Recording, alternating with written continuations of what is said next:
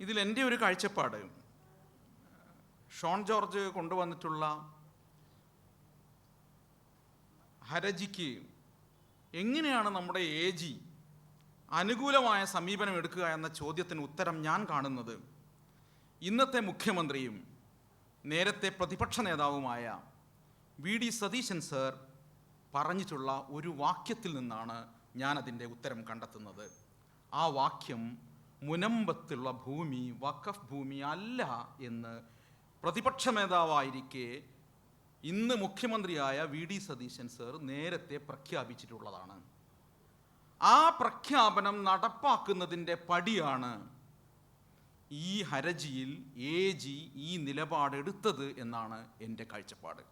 അല്ലെങ്കിൽ ഇപ്പോഴത്തെ വഖഫ് ബോർഡിനെ അസ്ഥിരമാക്കുക എന്നത് മുനമ്പം ഭൂമിയുമായി ബന്ധപ്പെട്ടാണ് മനസ്സിലാക്കേണ്ടത് എന്നാണ് എൻ്റെ കാഴ്ചപ്പാട്. ആ വാചകത്തിൽ നിന്ന് കാര്യങ്ങൾ വ്യക്തമാകും എന്നാണ് ഞാൻ കരുതുന്നത്.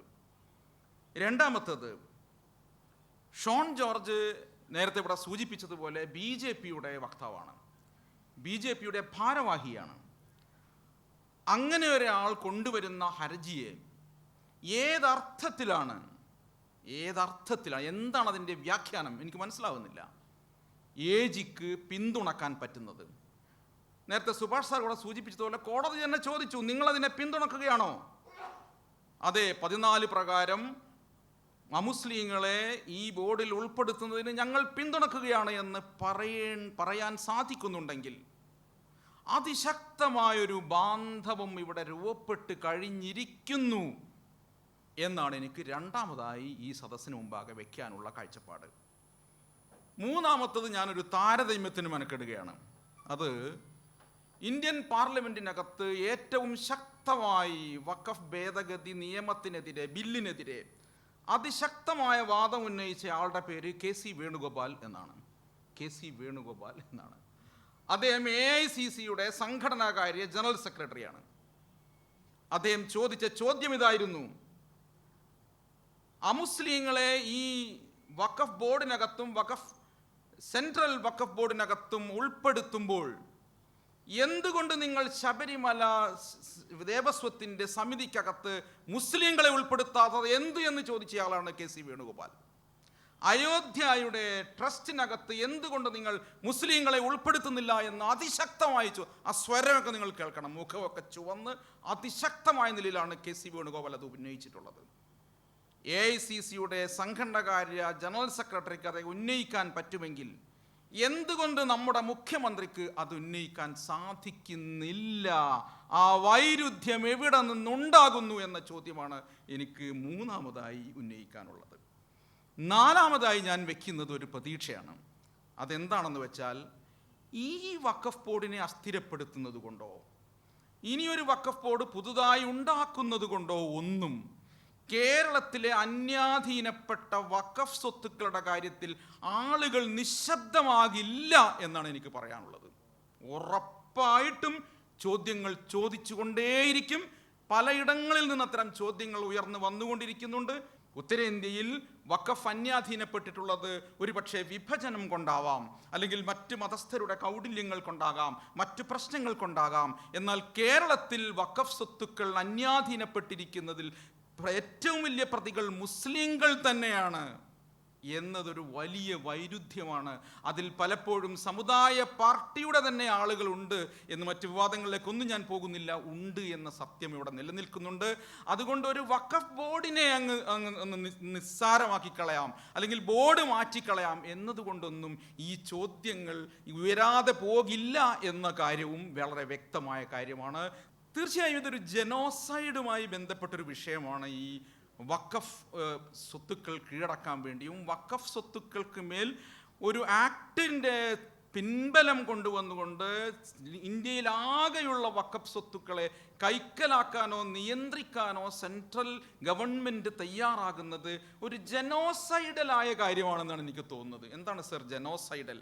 ജനോസൈഡ് എന്ന് പറയുന്നത് വംശഹത്യ എന്നാണ് അതിനർത്ഥം. നമ്മൾ പൊതുവെ ഗുജറാത്ത് വംശഹത്യ എന്നൊക്കെ പറയില്ലേ, ഗസയിൽ നടക്കുന്നത് വംശഹത്യയാണ് എന്ന് യു എൻ നിശ്ചയിച്ചിട്ടുള്ള വസ്തുതാന്വേഷണ സംഘം കണ്ടെത്തുകയുണ്ടായി. അവിടെയൊക്കെയാണ് നമ്മൾ പൊതുവെ വംശഹത്യ എന്ന വാക്ക് കണ്ടെത്തിയിട്ടുള്ളത്. എന്നാൽ വംശഹത്യാപരമാകുന്നത് എങ്ങനെയാണ് വഖഫ്? ഇപ്പോൾ വംശഹത്യയെ കുറിച്ചിട്ടുള്ള പഠനങ്ങൾ മിക്കവാറും സൂചിപ്പിക്കുന്നത് വംശഹത്യയുടെ ഏറ്റവും ഒടുവിലത്തെ ഘട്ടം മാത്രമാണ് കൊന്നൊടുക്കുക എന്ന് പറയുന്നത്. ഉന്മൂലനം എന്ന് പറയുന്നത് എന്താണ്? വംശഹത്യയുടെ ഏറ്റവും ഒടുവിലത്തെ ഘട്ടമാണ്. എന്നാൽ വംശഹത്യക്ക് പല ഘട്ടങ്ങളുണ്ട്. അതിലൊരു ഘട്ടം എന്ന് പറയുന്നത് ക്രമാനുഗതമായ ക്ഷയിപ്പിക്കലാണ്, സിസ്റ്റമാറ്റിക് വീക്കനിങ് ആണ്. നിങ്ങൾ വംശഹത്യ ചെയ്യാൻ ഉദ്ദേശിക്കുന്ന സമൂഹത്തെ ദുർബലപ്പെടുത്തുക എന്നുള്ളതാണ്. അവരുടെ ആശ്രയങ്ങളെ ഇല്ലാതാക്കുക, അവരുടെ അഭിമാനങ്ങളെ ഇല്ലാതാക്കുക, അവരുടെ സ്വത്തുവകകൾ കൈക്കലാക്കാൻ ശ്രമിക്കുക, അവരെ നിരാലംബരാക്കുക, അവരെ ഭരണകൂടത്തിന് കീഴ്പ്പെടുത്താനാവുന്ന വിധം നിസ്വരാക്കി മാറ്റുക. ഇപ്പോൾ നമ്മുടെ റോഹിംഗ്യൻ മുസ്ലിങ്ങളുടെ കാര്യത്തിലൊക്കെ അതാണ് ഉണ്ടായത്. അവരെ പൗരത്വത്തിൽ നിറക്കി വിട്ടു, അവരുടെ സ്വത്തുക്കൾ കീഴടക്കി, അവരുടെ വീടുകൾക്ക് തീവെച്ചു, അവരെ ആരും തൊഴിലിനെടുക്കാതായി, അവരുടെ ഭാഷ തന്നെ മോശമാക്കി കളഞ്ഞു. അങ്ങനെയാണ് അവരെ അവിടെ നിറക്കി വിട്ടിട്ടുള്ളത്. അതുപോലെ ഇന്ത്യയിലെ മുസ്ലിങ്ങളുടെ അഭിമാനത്തിൻ്റെ, ആശ്രയത്തിൻ്റെ, അടിസ്ഥാനത്തിൻ്റെ ഉറപ്പിനെ ഇല്ലാതാക്കുക എന്ന വംശഹത്യയുടെ ആദ്യഘട്ടത്തിൻ്റെ ഭാഗമാണ് പൗരത്വ ഭേദഗതി നിയമവും മുത്തലാഖ് നിയമവും ഇപ്പോൾ വന്നിട്ടുള്ള ഈ വഖഫ് ഭേദഗതി നിയമവും എന്നാണ് എനിക്ക് രണ്ടാമതായി പറയാനുള്ളത്. അടുത്തതായി എനിക്ക് തോന്നുന്നൊരു കാര്യം, ഇതെങ്ങനെയാണ് ഭരണഘടനാ വിരുദ്ധമാകുന്നത് എന്നാണ് നമ്മൾ നമ്മുടെ ചർച്ചയിൽ ഉയർത്തിക്കൊണ്ടുവരേണ്ടത് എനിക്ക് തോന്നുന്നു. തീർച്ചയായും അത് മുസ്ലിങ്ങളുടെ അഭിമാനവുമായി ബന്ധപ്പെട്ട പ്രശ്നമാണ്, നമ്മുടെ ജീവിതവുമായി ബന്ധപ്പെട്ട പ്രശ്നമാണ്. വഖഫ് സ്വത്തുക്കളുടെ ഒരു പ്രത്യേകത, അത് ഫ്രം ക്രാഡിൽ ടു ടോംബ് എന്നാണ് നമ്മൾ പറയുക. ചൊട്ട മുതൽ ചുടല വരെ ഉണ്ട് എന്നാണ്. ചൊട്ട മുതൽ ചുടല വരെ കുഞ്ഞുങ്ങൾക്ക് പഠിക്കാനുള്ള ക്രഷുകൾ വഖഫ് സ്വത്തുക്കളായിട്ടുണ്ട്. കുഞ്ഞുങ്ങളെ സംരക്ഷിക്കാനുള്ള സംവിധാനങ്ങൾ വഖഫ് സ്വത്തുക്കളിൽ നടക്കുന്നുണ്ട്. അങ്ങ് മരിച്ചു കഴിഞ്ഞിട്ട് പിന്നെ അവന് ഏറ്റവും അഭിമാനകരമായ ഒരു സംസ്കരണം ആവശ്യപ്പെടുന്ന രീതിയിലുള്ള ഖബർസ്ഥാനുകളും ഇത്തരം സംവിധാനങ്ങളും അതിനകത്തുണ്ട്. അപ്പോൾ ഒരു മനുഷ്യൻ്റെ ജീവിതത്തിൻ്റെ എല്ലാ വശങ്ങളും ഉൾപ്പെടുന്ന സംഗതികളുണ്ട്. അതാകട്ടെ മുസ്ലിങ്ങൾക്ക് മാത്രമായുള്ളതല്ല. വഖഫ് സ്വത്തുക്കളായി വന്നിട്ടുള്ള വിദ്യാഭ്യാസ സ്ഥാപനങ്ങളിൽ എത്ര ആളുകൾ അന്യമതസ്ഥർ എന്ന് നമ്മൾ ഒരിക്കലും പറയരുത്. ഞാൻ പറയാണ്, ഇതര മതസ്ഥർ എന്നേ നമുക്ക് പറയാൻ പറ്റൂ. ഈ അന്യം എന്ന വാക്ക് നമ്മൾ ഉപേക്ഷിക്കേണ്ടതാണെന്ന് എനിക്ക് തോന്നുന്നു. പോട്ടെ, ഇതര മതസ്ഥരായ എത്ര പേർ അത്തരം സ്ഥാപനങ്ങളിൽ പഠിക്കുന്നുണ്ട്? എത്ര ആളുകൾ പലതരത്തിലുള്ള വിശ്രമ കേന്ദ്രങ്ങളെ ഉപയോഗിക്കുന്നുണ്ട്? എത്ര കിണറുകളിൽ നിന്ന് ആളുകൾ വെള്ളം കുടിക്കുന്നുണ്ട്? നേരത്തെ അവിടെ ഉസ്താദ് പറഞ്ഞ പോലെ കിണർ വഖഫാക്കി മാറ്റുന്നതോടുകൂടി അത് മുസ്ലിങ്ങൾക്ക് മാത്രമുള്ളതാവുന്നില്ല, ഇതര മതസ്ഥരായ മുഴുവൻ മനുഷ്യർക്കുമായി അത് ഉണ്ടാവുന്നു ചെയ്യുന്നു. അപ്പോൾ മനുഷ്യരുടെ ജീവിതവുമായി ബന്ധപ്പെട്ട ഒരു തലം വഖഫിനുണ്ട്. അതാണ് അതിൻ്റെ സാമൂഹിക തലം എന്ന് ഈ വിഷയത്തിൻ്റെ കൂട്ടത്തിൽ ചേർത്തിട്ടുള്ള ഒരു സാമൂഹികമായ പ്രക്രിയയാണ്. മനുഷ്യരെ മുഴുവൻ ചേർത്ത് പിടിക്കുന്നതുമായി ബന്ധപ്പെട്ട പ്രശ്നമാണ്. മനുഷ്യത്വത്തിൻ്റെ ഒരു പ്രക്രിയയാണത്. മതേതരത്വത്തിൻ്റെ ഒരു സൂചകമാണ് പലപ്പോഴും വഖഫ് സ്വത്തുക്കൾ എന്ന് പറയുന്നത്. രണ്ടാമത്തതിൻ്റെ പ്രശ്നം, അത് ഈ നിയമം ഭരണഘടനാ വിരുദ്ധമാണ്. എന്തുകൊണ്ട് ഭരണഘടനാ വിരുദ്ധമാണ്? Article 25, article 26, article 14, article 15, article 300A ഇത്രയും വകുപ്പുകളുടെ എങ്കിലും ലംഘനമാണത്. ആർട്ടിക്കിൾ 25 നമുക്ക് എല്ലാവർക്കും അറിയാം. ഇഷ്ടമുള്ള മതം വിശ്വസിക്കാനും ആചരിക്കാനും പ്രചരിപ്പിക്കാനുമുള്ള സ്വാതന്ത്ര്യം നമ്മുടെ ഭരണഘടന തന്നിരിക്കുന്നു. വളരെ മനോഹരമാണത്. ഒരാൾക്ക് വിശ്വസിക്കുക എന്ന് പറഞ്ഞാൽ അയാളുടെ വ്യക്തിപരമായ കാര്യമാണ്. വിശ്വസിക്കുക, ഉള്ളിൽ വിശ്വസിച്ചാൽ മതി. പക്ഷെ ഭരണഘടന അവിടെ നിൽക്കുന്നില്ല. അത് ആചരിക്കാനും to practise and to propagate, ആചരിക്കാൻ എന്ന് പറയുന്നിടത്ത് പള്ളികൾ വേണം, മദ്രസകൾ വേണം, സംവിധാനങ്ങൾ വേണം, സ്വത്തുക്കൾ വേണം, മനുഷ്യരുടെ ഇടപഴകലിനുള്ള സംവിധാനങ്ങൾ മുഴുവൻ വേണം ആചരിക്കണമെങ്കിൽ. അവിടെയും നിന്നില്ല. അതാണ് നമ്മുടെ ഭരണഘടനയുടെ മഹത്വം. അവിടെയും നിന്നില്ല. നിങ്ങൾക്കതിനെക്കുറിച്ച് പറയാൻ സംസാരിക്കണം. പ്രൊപ്പഗേറ്റ് എന്ന് ഒരു വാക്ക് കൂടി പറഞ്ഞിരിക്കുന്നു. ഭരണഘടനയുടെ ആർട്ടിക്കിൾ 25 പ്രകാരം ഈ 3 കാര്യങ്ങളും നടത്താൻ പറ്റും. എന്താണ് ആർട്ടിക്കിൾ 14 പറയുന്നത്? ആർട്ടിക്കിൾ 14 പറയുന്നത് നിയമത്തിന് മുന്നിലുള്ള സമത്വമാണ്. എല്ലാവർക്കും, അയാളുടെ കാസ്റ്റ്, ക്രീഡ്, റിലീജിയൻ എല്ലാത്തിനും അപ്പുറത്തേക്ക് നിയമത്തിന് മുന്നിൽ എല്ലാവർക്കും സമത്വമുണ്ട് എന്നതാണ് ആർട്ടിക്കിൾ 14ൻ്റെ പ്രത്യേകത. ആർട്ടിക്കിൾ 14 നമ്മൾ ശരിക്കും വീട്ടിലൊക്കെ എഴുതി വെക്കണം എന്നാണ് ഞാൻ പറയുന്നത്. ഇങ്ങനെ ഒരു സാധനമാക്കി എഴുതി വെക്കണം ആർട്ടിക്കിൾ 14. നമ്മളെ വീടിൻ്റെ മുന്നിൽ എഴുതി വെക്കാവുന്ന ഒരു വാചകമാണ് ആർട്ടിക്കിൾ 14. ആർട്ടിക്കിൾ 14 പ്രകാരം വിദേശി ഇവിടെ വന്നു കഴിഞ്ഞാൽ അയാൾക്ക് പോലും നിയമത്തിനുമുള്ള സമത്വം കൊടുക്കാൻ മാത്രം വിശാലമാണ് ആർട്ടിക്കിൾ 15 പറയുന്നത് വിവേചനത്തിൽ നിന്നുള്ള സംരക്ഷണമാണ്, പ്രൊട്ടക്ഷൻ ഫ്രം ഡിസ്ക്രിമിനേഷൻ ആണ് ആർട്ടിക്കിൾ 15. ആർട്ടിക്കിൾ 26 പറയുന്നത്, ആർട്ടിക്കിൾ 25ന്റെ തുടർച്ചയായി മതപരമായ വിശ്വാസത്തോടൊപ്പം തന്നെ മതപരമായ സ്വത്തുക്കൾ ഉണ്ടാക്കുന്നതിനും സംരക്ഷിക്കുന്നതിനും അതിന് വേണ്ട കാര്യങ്ങൾ ചെയ്യുന്നതിനും വേണ്ട കാര്യങ്ങൾ ചെയ്യുന്നതിനുമുള്ള അവകാശം നൽകുന്നതാണ് ആർട്ടിക്കിൾ 26. ആർട്ടിക്കിൾ 300A സ്വത്ത് സൂക്ഷിക്കുന്നതിനുള്ള അവകാശവുമായി ബന്ധപ്പെട്ട കാര്യങ്ങളാണ്. ഈ വകുപ്പുകളുടെ എല്ലാം ലംഘനമാണ് 1995-ലെയും 2013-ലെയും വഖഫ് നിയമങ്ങളെ ഭേദഗതി ചെയ്തുകൊണ്ട് പൊളിച്ചെറിഞ്ഞുകൊണ്ട് ഉണ്ടാക്കിയിട്ടുള്ള ഈ നിയമം എന്ന് കാണാൻ സാധിക്കും. ഏകദേശം 40ഓളം ഭേദഗതികളാണ് ആർട്ടിക്കിൾ 95 നിയമവുമായി ബന്ധപ്പെട്ട് കൊണ്ടുവന്നിട്ടുള്ളത്. അതിൻ്റെ ജോയിന്റ് പാർലമെന്ററി സമിതിക്ക് അത് വിട്ടു. ജോയിന്റ് പാർലമെന്ററി സമിതിയിൽ പ്രതിപക്ഷാംഗങ്ങൾ കൊടുത്തിട്ടുള്ള ഒരൊറ്റ ഭേദഗതി പോലും സ്വീകരിച്ചില്ല. എന്നാൽ ഭരണപക്ഷം കൊണ്ടുവന്നിട്ടുള്ള എല്ലാ ഭേദഗതികളും അതിൽ കൊണ്ടുവന്നപ്പോൾ തന്നെ ആ നിയമം എത്രമാത്രം പക്ഷപാതപരമാവും എന്ന് നമുക്ക് കാണാൻ സാധിക്കും. അതിൽ ആദ്യത്തെ പ്രശ്നം നേരത്തെ സുഭാഷ് സാർ പറഞ്ഞത് തന്നെയാണ്, അത് അതിൻ്റെ നിർവചനവുമായി ബന്ധപ്പെട്ടാണ്. സെക്ഷൻ 3R പ്രകാരം ഏതെങ്കിലും വ്യക്തി കുറഞ്ഞത് 5 വർഷം മുസ്ലിം ആയിരിക്കണം. അതിന് ഏറ്റവും നല്ല സംഗതി അത് തന്നെയാണ്. ഒരാളുടെ വിശ്വാസം എന്ന് പറഞ്ഞാൽ എന്താണ് എന്ന ചോദ്യത്തെ തന്നെയാണ് അത് ആദ്യം ഹനിക്കുന്നത്. ഒരാൾക്ക് ഏത് നിമിഷവും വിശ്വാസിയാവാൻ സാധിക്കും. തികച്ചും വിശ്വാസരഹിതമായ ഒരുപക്ഷെ മുസ്ലിം നാമധാരിയായി നിന്നു, അയാൾക്ക് പെട്ടെന്ന് തോന്നി നമ്മൾ ഹിദായത്ത് കിട്ടുക എന്ന് മലയാളത്തിൽ പറയും അല്ലേ, ഞങ്ങൾ അങ്ങനെയാണ് അതിനെ പറയാം സർ. അത് കിട്ടാം, അത് ഏത് സമയത്ത് കിട്ടാം. ഞങ്ങൾ നിരന്തരം പ്രാർത്ഥിച്ചുകൊണ്ടിരിക്കുന്ന കാര്യം അതാണ്. എന്താണ്? പടച്ചറപ്പേ ഞങ്ങളെ ഹിദായത്തിലാക്കണമേ എന്നാണ് പറഞ്ഞുകൊണ്ടിരിക്കുന്നത്. ആ ഹിദായത്തിലാകുന്നത് ഏത് നിമിഷം എന്ന് എങ്ങനെ പറയാൻ വെക്കും? ഒരാൾക്ക് അങ്ങനെ മതത്തിൽ കടന്നു വന്നാൽ പിറ്റേ ദിവസം അയാൾക്ക് ഒരു കാര്യം വഖഫ് ചെയ്യാൻ സാധിക്കില്ല. ഈ 5 വർഷം എന്നത് എന്തൊരു അബ്സേർഡായ ഒരു ആശയമാണ്. എന്താണ് ഈ 5 വർഷത്തിൻ്റെ കാലാവധി? എങ്ങനെയാണ് 5 വർഷം കൊണ്ട് ഇയാൾ ഇത് റെഡിയായി എന്ന് പറയുന്നത്? എന്തർത്ഥമാണുള്ളത്? അത് വളരെ ഗൂഢമായ ലക്ഷ്യത്തോടെയുള്ള മതപരിവർത്തനവുമായി ബന്ധപ്പെട്ട മതസ്വീകരണവുമായി ബന്ധപ്പെട്ട കാര്യങ്ങളിലൊക്കെ പ്രശ്നം ഉണ്ടാക്കാൻ വേണ്ടിയാണ് ആ വകുപ്പ് വെച്ചിട്ടുള്ളത് എന്ന് കാണാൻ സാധിക്കും. അങ്ങനെയാണെങ്കിൽ അത് ആർട്ടിക്കിൾ 25 വിരുദ്ധമാണ്. കാരണം ആർട്ടിക്കിൾ 25 പറയുന്നത് ഇഷ്ടമുള്ള മതം സ്വീകരിക്കാനും വിശ്വസിക്കാനും ആചരിക്കാനും പ്രചരിപ്പിക്കാനും ഒക്കെയുള്ള സ്വാതന്ത്ര്യമാണ്. എന്നാൽ ഇവിടെ സ്വീകരിച്ചയാളെ ആ മതത്തിൽപ്പെട്ടവനാണോ എന്ന് സ്റ്റേറ്റ് സംശയിക്കുകയാണ്. അങ്ങനെയാണെങ്കിൽ അത് ആർട്ടിക്കിൾ 25 എതിരാണ് എന്ന് പറയേണ്ടി വരും. തീർച്ചയായും വഖഫ് ബൈ യൂസർ ഇവിടെ വിശദീകരിച്ച് കഴിഞ്ഞു. നമ്മുടെ നിരവധിയായ വഖഫ് സ്വത്തുക്കൾ വഖഫ് ബൈ യൂസറാണ്, നിരന്തരം ഉപയോഗിക്കുക വഴിയാണ് അത് ഉണ്ടായിട്ടുള്ളത്. അപ്പം അങ്ങനെ വരുമ്പോൾ ആർട്ടിക്കിൾ 25-നും 26-നും എതിരാണ് ആ വകുപ്പ് എന്ന് കാണാൻ സാധിക്കും. കാരണം എന്താണ്? ആ വകുപ്പ് പറയുന്നത് സെക്ഷൻ 3R ഉപവകുപ്പ് 1 ഈ പുതുക്കിയ നിയമത്തിലെ ഭേദഗതി ചെയ്ത നിയമത്തിലെ 3R ഉപവകുപ്പ് 1 പ്രകാരം രേഖയില്ലാത്തതൊന്നും വഖഫല്ല. ഉത്തരേന്ത്യയിലാണ് ഏറ്റവും കൂടുതൽ ഇങ്ങനെയുള്ളത്. അവരാരും രേഖ സൂക്ഷിക്കുന്നില്ല. കാലങ്ങളായി ഉപയോഗിക്കുക വഴിയാണ് അത് വഖഫായി മാറുന്നത്. പള്ളിയുടെ അതിൻ്റെ രൂപം കൊണ്ടാണ് അത് വഖഫായി ചേരുന്നത്. അവിടെ ആളുകൾ ചെല്ലുന്നത് കൊണ്ടാണ് അത് വഖഫാവുന്നത്. അതിന് ഭയങ്കരമായ പെർപെച്വാലിറ്റി ഉണ്ട്. അത് നിരന്തരം നടന്നുകൊണ്ടിരിക്കുന്ന ഒരു റൊട്ടീനായി നടന്നുകൊണ്ടിരിക്കുന്ന കാര്യങ്ങളാണ്. ആ റൊട്ടീനിൽ ഒരിക്കലും തടസ്സം സംഭവിക്കുന്നില്ല. നിസ്കാരത്തിൽ തടസ്സം സംഭവിക്കുന്നില്ല, മറ്റു കാര്യങ്ങളിൽ തടസ്സം സംഭവിക്കുന്നില്ല. കണക്റ്റായി ഇങ്ങനെ ഓരോ ആളായി അത് കൊണ്ടുപോവുകയാണ്. അങ്ങനെ കൊണ്ടുപോകുന്ന ഒരു സംഗതിയെ ഒറ്റയടിക്ക് എന്താണ് രേഖയില്ല എന്നതുകൊണ്ട് വഖഫല്ലാതാക്കി മാറ്റുന്നത് ആർട്ടിക്കിൾ 26-ന്റെ ലംഘനമാണ്. ആർട്ടിക്കിൾ 26 പറയുന്നത് എന്താണ്? ഞാൻ ആമുഖമായി പറഞ്ഞിട്ടുണ്ട്.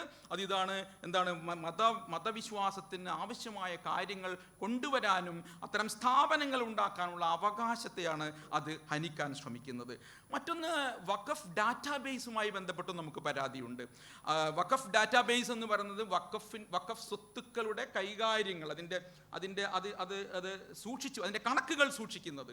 നേരത്തെ അത് സംസ്ഥാന സർക്കാരുകൾക്ക് അതിൽ വലിയ റോൾ ഉണ്ടായിരുന്നു.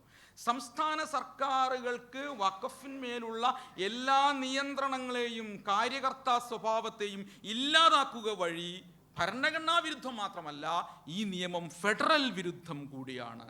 ആ പോയിന്റ് കൂടി പ്രധാനപ്പെട്ടതാണ്. കുഞ്ഞുങ്ങളൊക്കെ നമ്മുടെ വിദ്യാർത്ഥികളൊക്കെ പഠിക്കേണ്ടതാണ്. ഈ നിയമം ഫെഡറൽ വിരുദ്ധമാണ്, നമ്മുടെ ഫെഡറൽ തത്വങ്ങൾക്കെതിരാണ്. നമ്മുടെ ഫെഡറൽ തത്വങ്ങൾ പ്രകാരം സംസ്ഥാനങ്ങൾക്ക് അതിൻ്റെതായ താത്പര്യങ്ങളും അതിൻ്റെതായ ഉത്തരവാദിത്തങ്ങളും നൽകേണ്ടതുണ്ട്. ആ ഉത്തരവാദിത്തങ്ങളെ മുഴുവൻ കവർന്നെടുക്കുകയും ഈ ഡാറ്റാബേസിൻ്റെ മുഴുവൻ നിയന്ത്രണവും കേന്ദ്ര സർക്കാരിൽ നിക്ഷിപ്തമാവുകയും ചെയ്യുന്നതിൻ്റെ പ്രശ്നം ഈ പുതിയ നിയമത്തിനുണ്ട്. അതുകൊണ്ട് സുപ്രീം കോടതിക്കകത്ത് ഭരണഘടനാപരമായി ഈ ആർട്ടിക്കിളുകൾ വെച്ച് തന്നെ ചോദ്യം ചെയ്തുകൊണ്ടിരിക്കുകയാണ് നമ്മുടെ അഭിഭാഷകർ എന്ന് നമുക്ക് മനസ്സിലാക്കാവുന്നതാണ്. വഖഫ് സ്വത്തുക്കൾ ഇപ്പോൾ സർക്കാരും വഖഫുമായി ബന്ധപ്പെട്ട വഖഫ് ബോർഡുമായുള്ള തർക്കങ്ങളിൽ തീർച്ചയായും സെക്ഷൻ 3C പ്രകാരം കളക്ടർക്ക് അധികാരം കൊടുക്കുന്നു. നേരത്തെ പറഞ്ഞു കഴിഞ്ഞാൽ കളക്ടർക്ക് അധികാരം കൊടുക്കുന്നു എന്ന് പറഞ്ഞാൽ അതിലേറ്റവും അപകടമുള്ള കാര്യം അതല്ല. കളക്ടർക്ക് അധികാരം കൊടുക്കുന്നു. ഇങ്ങനെയൊരു പ്രശ്നം, ഇങ്ങനെയൊരു തർക്കം ഉണ്ടായിക്കഴിഞ്ഞാൽ ആ നിമിഷം മുതൽ അത് വഖഫ് സ്വത്തല്ലാതാകുന്നു എന്ന അപകടം അവിടെ ഉണ്ട്. വളരെ പ്രധാനപ്പെട്ടതാണ്. തർക്കം തീർപ്പാകുന്നത് വരെ വഖഫായി നിർത്താൻ അനുവദിക്കുന്നില്ല ഈ നിയമം. അങ്ങനെ ഒരു തർക്കം ഉണ്ടായി വരികയും കളക്ടർ അത് പരിശോധിക്കാൻ തീരുമാനിക്കുകയും ചെയ്യുന്നത് മുതൽ തന്നെ വഖഫ് അല്ലാതായി ആകുന്നു എന്നൊരു പ്രശ്നം കൂടി അതിനകത്തുണ്ട്. അടുത്തെന്താണ്, സെൻട്രൽ വഖഫ് കൗൺസിലും സംസ്ഥാന വഖഫ് ബോർഡുകളിലും അമുസ്ലിങ്ങളെ നിയമിക്കുന്നു എന്നുള്ളത് ഇവിടെ വിശദമായി പറഞ്ഞു കഴിഞ്ഞു. അമുസ്ലിങ്ങളെ കൊണ്ടുവരുന്നു. KC വേണുഗോപാൽ ചോദിച്ച ചോദ്യം വളരെ പ്രസക്തമല്ലേ? അത് ആ വകുപ്പ് എന്താണ്? ആർട്ടിക്കിൾ 14-നെതിരാണ്. എന്താ ആർട്ടിക്കിൾ 14? നിയമത്തിന് മുന്നിലെ സമത്വമാണ്. നിയമത്തിന് മുന്നിലെ സമത്വമാണ്. ഇവിടെ നിയമം ഒരു സമൂഹത്തോട് ഒരു രീതിയിൽ പെരുമാറുന്നു, നിയമം മറ്റൊരു സമൂഹത്തോട് മറ്റൊരു രീതിയിൽ പെരുമാറുന്നു. പൗരത്വ നിയമത്തിന്റെ പ്രശ്നം അതായിരുന്നല്ലോ. പൗരത്വ നിയമത്തിൽ ആദ്യമായി മതം കൊണ്ടുവരികയാണല്ലോ ചെയ്തിട്ടുള്ളത്. മുത്തലാഖ് നിയമത്തിന്റെ പ്രശ്നം അതായിരുന്നല്ലോ. രണ്ട് വ്യക്തികൾ തമ്മിലുള്ള വിവാഹം ഒരു സിവിൽ കോൺട്രാക്ട് ആയിരിക്കെ അത് ലംഘിക്കപ്പെടുമ്പോൾ അതിനെ ക്രിമിനൽ കുറ്റമാക്കി മാറ്റുന്ന പക്ഷപാതപരമായ സമീപനമാണ് അവിടെ ഉണ്ടായിരുന്നത്. അതേ പ്രശ്നം ഇവിടെയും കാണാം. ആർട്ടിക്കിൾ 14 പ്രകാരം എല്ലാവർക്കും ഒരേ തത്വം, ഒരേ നിയമപരമായ പരിരക്ഷ നൽകുന്നതിന് പകരം ചിലയിടങ്ങളിൽ മാത്രം ഇത് കൊണ്ടുവരാൻ ശ്രമിക്കുന്നു എന്നുള്ളത് വളരെ പ്രധാനപ്പെട്ട പ്രശ്നമാണ്. ഇവിടെ അതിൽ ഉൾപ്പെടുന്ന നിയമജ്ഞർ, അതിൽ ഉൾപ്പെടുന്ന മറ്റ് ആളുകൾ, ഇവരൊക്കെ മുസ്ലിങ്ങളായിരിക്കണം എന്ന സംഗതി എടുത്തു കളഞ്ഞിരിക്കുന്നു. ട്രൈബ്യൂണലിൻ്റെ ഘടനയിൽ ഈ നിയമം, വഖഫ് ട്രൈബ്യൂണലിൻ്റെ ഘടനയിൽ വലിയ മാറ്റം, വലിയ അട്ടിമറി ഈ നിയമം ഉണ്ടാക്കിയിട്ടുണ്ട്. അതിലെ അംഗങ്ങളുടെ എണ്ണം എനിക്ക് തോന്നുന്നത് 2 ചുരുക്കുകയാണ് ചെയ്തിട്ടുള്ളത്. എന്നിട്ട് അതിനകത്ത് ഒഴിവാക്കിയതാരെയാണ്? മുസ്ലിം നിയമങ്ങളിലും കൾച്ചറിലും അവഗാഹമുള്ള ഒരു വ്യക്തി ഉണ്ടായിരിക്കണമെന്ന് 1995 നിയമത്തിലുണ്ടായിരുന്നു. സെക്ഷൻ 40 വളരെ പ്രധാനപ്പെട്ട ഒരു സംഗതിയാണ്. സെക്ഷൻ 40 കഴിഞ്ഞ 1995 നിയമത്തിലെ സെക്ഷൻ 40, ആ 40 മുഴുവൻ എടുത്തു കളഞ്ഞു. എന്തായിരുന്നു 40? അന്യാധീനപ്പെട്ട വഖഫ് സ്വത്തുക്കളുടെ കാര്യത്തിൽ അഡ്ജുഡിക്കേഷൻ, അതിൻ്റെ വ്യവഹാരങ്ങളിലേക്ക് പോകാൻ വഖഫ് ബോർഡിന് അനുമതി നൽകുന്നതായിരുന്നു സെക്ഷൻ 40. ഇതെടുത്തു കളഞ്ഞു. ഇതിനെക്കുറിച്ചാണ് ഇന്ത്യയിൽ വ്യാപകമായ പ്രചാരണം നടന്നത്. നിലവിൽ ഒരു ബിൽഡിംഗ് കണ്ടാൽ ആ ബിൽഡിംഗ് ഭയങ്കര സുന്ദരമാണെന്ന് തോന്നിയാൽ അപ്പം വഖഫ് ബോർഡ് ഇറങ്ങി വരും, കേസ് കൊടുക്കും, പിന്നൊന്നും ചെയ്യാൻ പറ്റില്ല. ചില ഗ്രാമങ്ങൾ വരെ അങ്ങനെ വഖഫ് ബോർഡ് കൈവശം വെച്ചിരിക്കുന്നു. വഖഫ് ബോർഡ് അനിയന്ത്രിതമായ അധികാരം കൈയാളുന്നു. ഇത് മുഴുവൻ ഇവർ പിടിച്ചടക്കാൻ നോക്കുകയാണ്. ഇവർക്ക് തോന്നിയെടുത്ത് കയറി വരികയാണ്. ഒരു വഖഫ് ആക്ട് പ്രകാരം അല്ലെങ്കിൽ വഖഫ് ബോർഡിൻ്റെ ഒരു വ്യവഹാരം വന്നു കഴിഞ്ഞാൽ പിന്നെ നമ്മൾ കുടുങ്ങി. ഇത് എന്ത് വലിയ സംഗതിയാണ് എന്നൊക്കെയാണ് പറഞ്ഞുകൊണ്ടിരുന്നത്. മാത്രമല്ല, വഖഫ് ട്രൈബ്യൂണലിൻ്റെ ഒരു വിധി വന്നു കഴിഞ്ഞാൽ പിന്നെ എങ്ങോട്ടും പോകാനൊക്കില്ല, പിന്നെ ഹൈക്കോടതിയിൽ പോകാൻ പറ്റില്ല, പിന്നെ അവിടെ അത് അന്തിമമാണ്. സത്യത്തിൽ വഖഫിൻ്റെ സംരക്ഷണവുമായി ബന്ധപ്പെട്ട് ഇത്തരം സംഗതികൾക്കകത്തൊരു നിയന്ത്രണം കൊണ്ടുവന്നതുണ്ടായിരാം. പക്ഷേ എത്രയോ വഖഫ് സ്വത്തുക്കളുമായി ബന്ധപ്പെട്ട കേസുകളിൽ ഹയർ കോടതികളിൽ പോയിട്ടുണ്ട്. ഏറ്റവും നമ്മളെ മുന്നിലുള്ള ഒരു ഉദാഹരണമാണ് എനിക്ക് പറയാനുള്ളത്. ഈ ബംഗളൂരുവിലെ ഇപ്പം ബംഗളൂരു ആണല്ലോ, ബംഗളൂരുവിലെ ITC വിൻസർ എന്ന് പറയുന്ന ഒരു 5 സ്റ്റാർ ഹോട്ടലുണ്ട്. വലിയ ഹോട്ടലാണ്. ആ ഹോട്ടൽ ITC ഗ്രൂപ്പിൻ്റെ കയ്യിലാണ് ഇപ്പോൾ ഉള്ളത്. അത് വഖഫ് സ്വത്താണ്. അത് ആഗാ അലി അസ്കർ എന്ന് പറയുന്ന ആൾ 1880 വഖഫ് ചെയ്തിട്ടുള്ളതാണ്. 1975 കർണാടക വഖഫ് ബോർഡ് ഇത് മൊണാർക്ക് കോർപ്പറേഷൻ എന്ന് പറയുന്ന ഒരു ഗ്രൂപ്പിന് വാടകയ്ക്ക് കൊടുത്തു, പാട്ടത്തിന് കൊടുത്തു. ഈ പാട്ടത്തിന് കൊടുത്ത സ്വത്ത് ഒരു ഘട്ടം കഴിഞ്ഞപ്പോൾ എന്ത് ചെയ്തു? ITC ഗ്രൂപ്പിന് ഇവർ മറിച്ചു നൽകി. ഇത് വഖഫ് ബോർഡിനോട് അന്വേഷിച്ചില്ല, വഖഫ് ബോർഡിനോട് ചോദിച്ചില്ല, വഖഫ് പാട്ടക്കരാർ പുതുക്കിയില്ല, പൈസ കൂട്ടിയില്ല, ഒന്നും ചെയ്യാതെ ITC ഗ്രൂപ്പിന് കൊടുത്തു. ITC ഗ്രൂപ്പ് അവിടെ എന്താ ചെയ്തത്? അവിടെ മദ്യം വിളമ്പി, അവിടെ മുസ്ലിം ആചാരങ്ങൾക്ക് തികച്ചും വിരുദ്ധമായ കാര്യങ്ങൾ അവിടെ നടന്നു. തികച്ചും വിരുദ്ധമായ കാര്യങ്ങൾ നടന്നപ്പോൾ കർണാടക വഖഫ് ബോർഡ് കോടതി പോയി. വഖഫ് ട്രൈബ്യൂണൽ അവിടെ വിധി പുറപ്പെടുവിച്ചു, അത് വഖഫ് സ്വത്താണെന്ന് വിധി പുറപ്പെടുവിച്ചു. ITC ഗ്രൂപ്പ് ഹൈക്കോടതിയിൽ പോയി. കണ്ടോ, ഹൈക്കോടതി പോവാം, ഹൈക്കോടതി പോയി. ITC ഗ്രൂപ്പ് ഹൈക്കോടതിയും വിധിച്ചു അത് വഖഫ് സ്വത്താണെന്ന്. പിന്നീട് അത് സുപ്രീം കോടതിയിൽ പോയി. നിങ്ങൾക്ക് എല്ലാവർക്കും നോക്കിയാൽ കാണാവുന്നതാണ് ഈ കേസ്. സുപ്രീം കോടതിയിൽ പോയി. സുപ്രീം കോടതിയിൽ ചെന്നപ്പോൾ സുപ്രീം കോടതി അത് വഖഫ് സ്വത്താണെന്ന് വിധിച്ചു. പക്ഷെ ഇന്ന് വരെ അത് വഖഫ് ബോർഡിന് തിരിച്ചു കിട്ടിയിട്ടില്ല.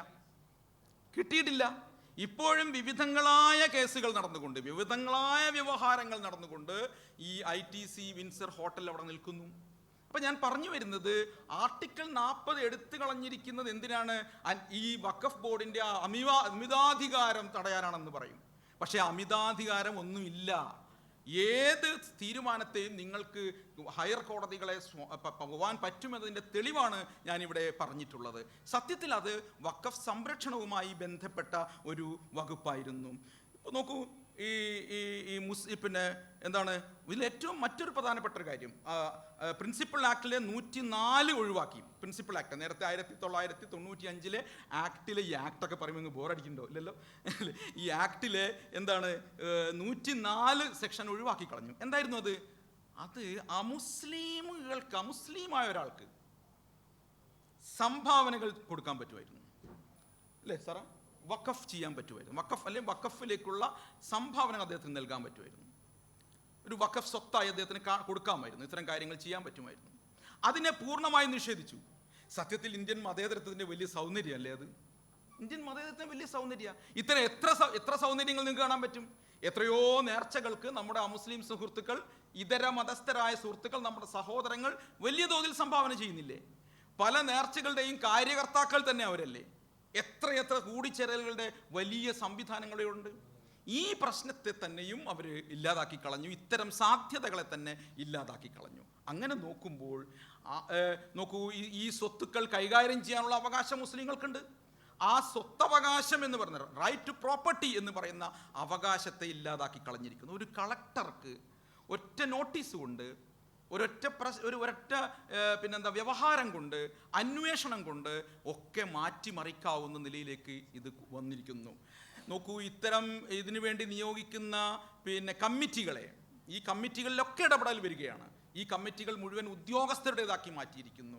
സർവേ നടത്താനുള്ള, വഖഫ് സർവേകൾ നടത്താനുള്ള ഉത്തരവാദിത്വത്തിൽ നിന്ന് മറ്റ് സംഗതികളെ എല്ലാം മാറ്റുകയും പണ്ഡിതന്മാരെയും അതിൽ പെട്ടിട്ടുള്ള ജുഡീഷ്യൽ അംഗങ്ങളെയൊക്കെ മാറ്റി ഉദ്യോഗസ്ഥരുടെ ഒരു ഭരണം, ഒരു ബ്യൂറോക്രാറ്റിക്കായി കൈകാര്യം ചെയ്യാവുന്ന ഒന്നാക്കി വഖഫ് സ്വത്തുക്കളെ മാറ്റി എന്നുള്ളതാണ് ഈ നിയമത്തിൻ്റെ വലിയ പ്രശ്നം എന്നെനിക്ക് തോന്നുന്നു. അതുകൊണ്ട് ഈ നിയമത്തെ ഈ ആർട്ടിക്കിളുകൾ വെച്ചുകൊണ്ടാണ് ചർച്ച ചെയ്യേണ്ടത് എന്നാണ് എനിക്ക് തോന്നുന്നത്. അത് article 14, article 15, article 25, article 26, 300A പോലെയുള്ള വകുപ്പുകൾ വെച്ചുകൊണ്ടായിരിക്കും നമ്മുടെ സുപ്രീം കോടതിക്കകത്ത് ഇത് ചർച്ച വരുന്നത് എന്നാണ് കാണേണ്ടത്.